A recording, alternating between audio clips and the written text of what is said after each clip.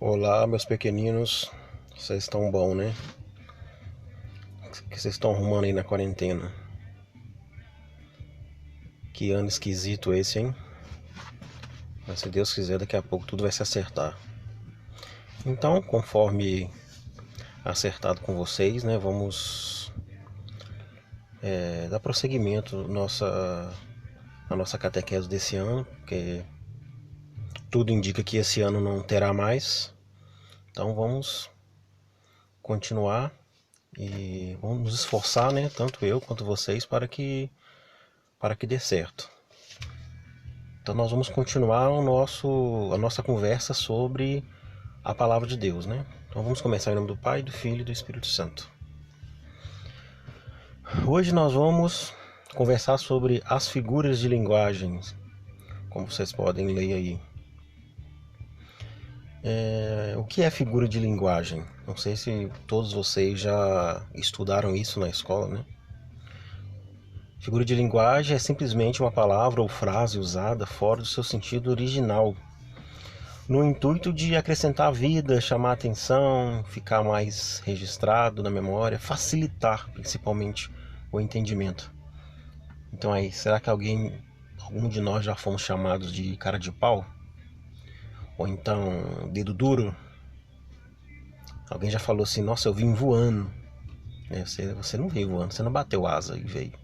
Você quis dizer outra coisa, né? Para facilitar o entendimento, a gente usa essas figuras de linguagem. Assim como dedo duro, assim como cara de pau que tá aí, né?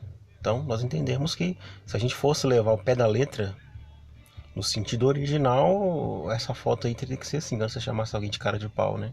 A gente sabe que não é, né? A gente sabe que é uma forma de falar, é uma figura de linguagem. Para ficar mais fácil o entendimento, para ficar mais simples. E por que nós estamos falando disso? Porque a Bíblia é repleto dessas figuras de linguagem. É repleto dessas formas de falar, dessas formas de comunicação.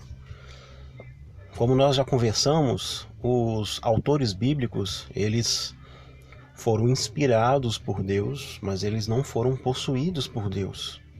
Tem uma diferença enorme. Quando a gente vai começar a nossa aula lá, a gente começa fazendo o quê? Rezando, né?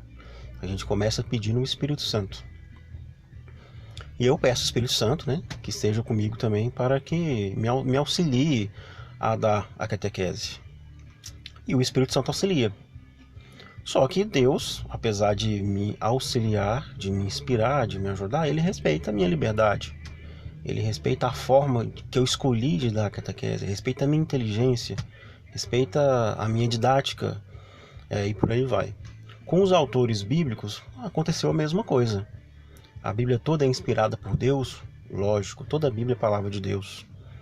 Mas Deus inspirou os autores, mas respeitou as suas formas de, de escrever, a maneira que eles acharam para alcançar as pessoas, né? E muitos deles, aliás, quase todos, se não todos, usaram as figuras de linguagem. Gente, a Bíblia não é um livro científico, a Bíblia não é um livro histórico. Se a gente for tentar estudar história através da Bíblia, ou ciência através da Bíblia, a gente vai acabar quebrando a cara, vai acabar entrando em crise, né? Então é assim que lá a gente vê, lá em Josué, por exemplo, ele diz que o sol parou, que estava em torno da Terra. A gente sabe que o que gira não é o sol, né? É a Terra. Aí se algum fundamentalista lê isso e fala, nossa, tá vendo? A Bíblia tá errada. Como pode ter sido inspirado por Deus se tá errado? Outra coisa também é quando lá em Levítico, Moisés dá lá a lista das aves que não pode servir de alimento. Uma das aves que ele fala é o morcego. E a gente sabe que o morcego não é ave, né? É mamífero. Aí o pessoal pode falar, nossa, tá vendo? Tem um erro. Mas por que tem esses erros, assim? Porque a Bíblia é um livro religioso, não é um livro científico. Não é um livro histórico. Não é pra gente achar essas coisas lá. É pra falar de Deus. É, para falar da história de Deus conosco, né? Então, escrita aí a palavra de Deus está repleta de figuras de linguagem que seus autores julgaram por bem utilizar. Essa imagem de Jonas, né, dentro da barriga do peixe.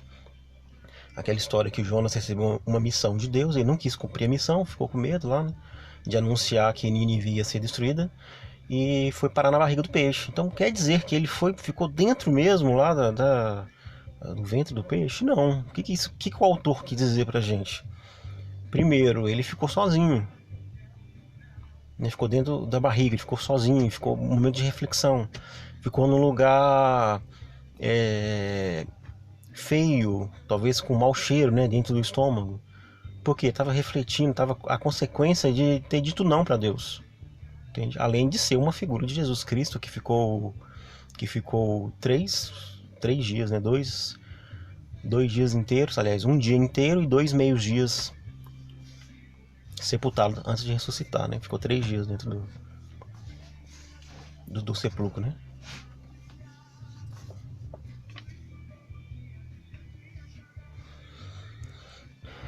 Então, nós vamos frisar mais em 2 tipos de figuras de linguagem. Uma que é utilizada principalmente no Antigo Testamento e outra que é utilizada no Novo Testamento. Mas vamos dar uma passada rápida por outros tipos, né? Só para a gente entender, só para a gente contemplar mais também. Aí a metonímia, que consiste em trocar uma palavra por outra. Não podeis beber o cálice do Senhor. Na verdade, você não bebe o cálice, né? Você bebe o que está dentro do cálice. Isso Jesus disse se referindo à morte que ele ia ter. Personificação é a atribuição de características ou ações humanas a objetos inanimados. Em Isaías 52:2, por exemplo, né, os montes e campinas cantarão, as árvores baterão palmas, né? Você já viu alguma árvore batendo palma? Acho que não, né? Então é uma personificação. Zoomorfismo atribui características animais a Deus ou alguma outra pessoa, né? Por exemplo, ele te cobrirá com as suas penas e te colocará debaixo de suas asas, né? Como se Deus fosse uma ave, como se Deus fosse, né, uma águia, e por aí vai. Eufemismo consiste na substituição de uma expressão desagradável por outra mais suave. Por exemplo, não quero, porém, que os irmãos sejais ignorantes acerca dos que já dormem. O que é dormem aí? É os que já morreram. Então, para ficar mais suave, né, para ficar mais tranquilo de falar, coloca-se uma palavra mais tranquila, que no caso é dormem. Dormir, aí no caso substitui morrer. Depois, antropomorfismo é a atribuição de qualidades ou ações humanas a Deus, como ocorre nas referências aos dedos de Deus, né? Quando vejo os seus téus, obra de teus dedos, a gente sabe que Deus Pai, não tem corpo, né? É espírito, Deus é espírito. Deus, portanto, não tem dedos, mas é uma forma de linguagem, uma figura de linguagem. Dizer que Deus fez com seus dedos, né? Antropopatia, essa figura de linguagem atribui emoções humanas a Deus, como vemos em Zacarias. Tem um grande zelo de Sião. Elipse é a retirada de uma palavra facilmente subentendida. É a omissão intencional de um termo facilmente identificável pelo contexto ou por elementos gramaticais presentes na frase, como por exemplo os 12, que representam os 12 apóstolos. Então você tira o complemento da frase porque dá para entender, né? Fala só os 12, já sabe que são os 12 apóstolos de Cristo. Hipérbole é uma afirmação exagerada em que se diz mais do que o significado literal, com o objetivo de dar ênfase. As cidades são grandes e fortificadas até os céus. Quer dizer que de fato as cidades eram até os céus? Não, era só uma forma de falar, né? Uma figura de linguagem, um exagero. Pergunta retórica é uma pergunta que já se sabe a resposta, não exige resposta. Seu objetivo é forçar o leitor a respondê-la mentalmente e avaliar sua implicação. Quando Deus perguntou, por exemplo, a Abraão, acaso para Deus há algo muito difícil de fazer? Não é para responder, mas assim, é aquele tipo de pergunta que já tem resposta, que você já sabe a resposta. Existe alguém mais inteligente do que Deus? Tipo assim, entendeu? Ironia é uma forma de ridicularizar indiretamente sob a forma de elogio. Por exemplo, Mical, filha do rei Saul, disse a Davi: que bela figura fez o rei de Israel. Tipo assim, alguém já falou com você assim: que bonito, hein? Na verdade não tá falando que o que você fez é bonito, tá sendo irônico. Na verdade tá dizendo que o que você fez foi feio, foi errado. Paradoxo é uma afirmação aparentemente absurda ou contrária ao bom senso. Um paradoxo não é uma contradição, é simplesmente algo que parece ser o oposto do que em geral se sabe. Jesus utilizou muitos paradoxos em seus ensinamentos. Por exemplo, aí comeu um pedacinho embaixo, né? Por exemplo, quem quiser salvar a vida vai perdê-la, né? É um paradoxo. Quem quiser salvar vai perder? Como assim, né? É um paradoxo. Bom, todos esses que eu falei até agora, vocês não precisam se preocupar muito não, que não vai ser muito cobrado não. Só que existem duas figuras de linguagem, uma no Antigo Testamento e a outra no Novo Testamento, que aí nós vamos dar uma pegada maior nelas. Por quê? Porque a Bíblia tem muita dessas figuras de linguagem. No Antigo Testamento é repleto de metáforas, metáfora ou analogia. O que é uma metáfora? É uma comparação em que um elemento representa o outro, sendo que os dois são essencialmente diferentes, né? Jesus falou: eu sou a porta. Jesus falou que ele era a porta de madeira, com maçaneta e tudo, não, né? Quer dizer que eu sou o caminho, é por aqui que se passa, é por mim, né? Então aqui na tela a gente vê aquela velha história, por que não dizer polêmica, né? A primeira da Bíblia, a criação do homem, né? Adão e Eva. Primeiro, a criação não quer dizer, o autor, quando o autor escreveu o livro do Gênesis, ele não estava preocupado com a ciência, com a história, não. Ele não quis dizer exatamente como foi que nós fomos criados. Então nós não somos obrigados a acreditar que realmente existiu um homem chamado Adão e uma mulher chamada Eva. Se você quiser acreditar também não é proibido. Só que isso é uma figura de linguagem, né? Uma maneira fácil da gente entender como Deus criou o homem. Então você vê que de onde que Deus tirou a mulher? Da costela. Não tirou da cabeça para não falar que a mulher é mais do que o homem. Também não tirou dos pés para não falar que o homem é mais do que a mulher. Tirou da costela para falar que homem e mulher são iguais em dignidade. Depois aí a história de Adão e Eva, que vocês devem conhecer, né? A serpente chegou, falou com Eva para comer a maçã, né? Então quem é a serpente? A serpente é nosso inimigo, como aparece na imagem aí. Da mesma forma que a serpente falou com Eva para desobedecer a Deus, ela fala com a gente até hoje. Você já deve ter ouvido a voz da serpente. Você nunca ouviu uma vozinha assim: olha, não vai pra missa hoje não, fica em casa, fica vendo televisão. Olha, mente pra sua mãe, desobedece a sua mãe. Olha, te deram um troco errado no supermercado? Não volta lá, não devolve não, fica pra você. Não já ouviram umas vozinhas assim? Então, assim também nossos primeiros pais ouviram. Por que foi escolhida a cobra? Primeiro porque a cobra é um animal de sangue frio, né? Então isso representa a falta de amor. É um animal rasteiro, um animal que vive se rastejando. Um animal silencioso, chega próximo de você, às vezes a gente nem percebe, né?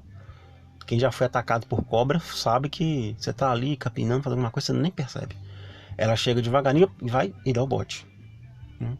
Então é isso que o autor quis dizer. E por aí vai, as várias e várias histórias do Antigo Testamento. Se não for assim, nós vamos começar a ter aquela dorzinha de cabeça, tipo assim: Caim matou Abel, e depois Caim casou com quem? Quantas pessoas fazem essa pergunta, né? Ora, quando o autor escreveu essa história, já tinha civilização, né? Tanto é que um dos filhos eram pastores, já eram civilizados. Então, nós temos que entender, gente, que O autor não quis dizer exatamente como foi o começo. Ele só quis dizer o que com Adão e Eva? Que no começo Deus deu um presente, tudo era bom, tudo era perfeito. O demônio veio e tentou os seres humanos para desobedecer a Deus. E os seres humanos desobedeceram a Deus. É isso basicamente o que o livro do Gênesis, a história de Adão e Eva, significa. Caim matou Abel. Então o autor quis contar uma história para nos contar que a que ponto chegou a maldade humana. Um irmão matou o outro. Então não quer dizer que realmente existia um Caim e existia um Abel. Como eu disse, não existe nada que te proíba de acreditar, literalmente, né? Mas os teólogos, os santos, né, todos eles ensinavam isso, que é apenas uma figura de linguagem, é uma metáfora, é uma analogia. No Novo Testamento, a figura de linguagem que aparece mais é a parábola, que também pode ser chamada de alegoria. Quem usou foi Jesus Cristo. E usou muito. Ele praticamente só falava em parábolas. Parábolas, identificando, é a narrativa curta que transmite o conteúdo moral diferentemente da fábula. Não é fábula porque a fábula não tem conteúdo moral, é só uma historinha. Por exemplo, a Bela Adormecida e por aí vai. Não tem conteúdo moral, diferentemente da parábola. E a parábola também sempre tem seres humanos. Transmite uma mensagem direta por meio de comparação. Então, que nem mais, tem aquela parábola do semeador. O semeador vai com uma semente, joga no terreno, né? Aí tem terreno que é de pedra, tem terreno que os pássaros vêm e comem, tem terreno que dá bons frutos, né? Então, o que Jesus quer dizer com isso? Quem é o semeador? É Deus. A semente é a palavra de Deus, né? O próprio Jesus diz que quem joga semente são os anjos. O terreno é o nosso coração. Tem coração que a semente dá, tem coração que a semente não dá, dá no começo, depois para, e por aí vai. Essa é a parábola.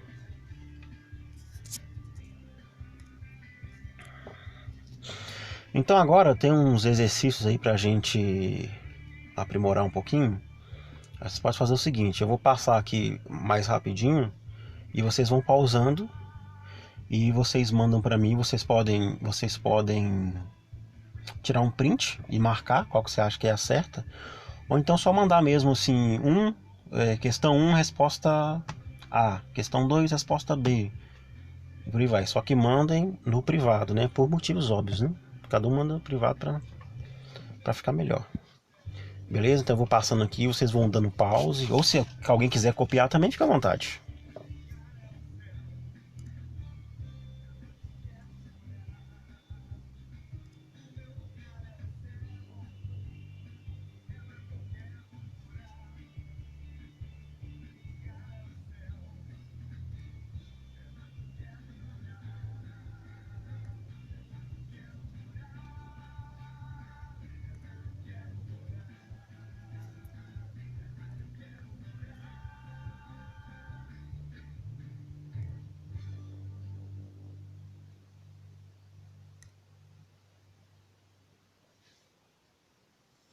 Então é isso aí, gente.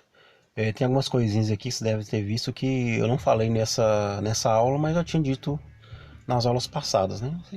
Qualquer dúvida também, dá um Google aí. Beleza? Qualquer dúvida pode mandar pra mim aí. E até a próxima então. Salve Maria.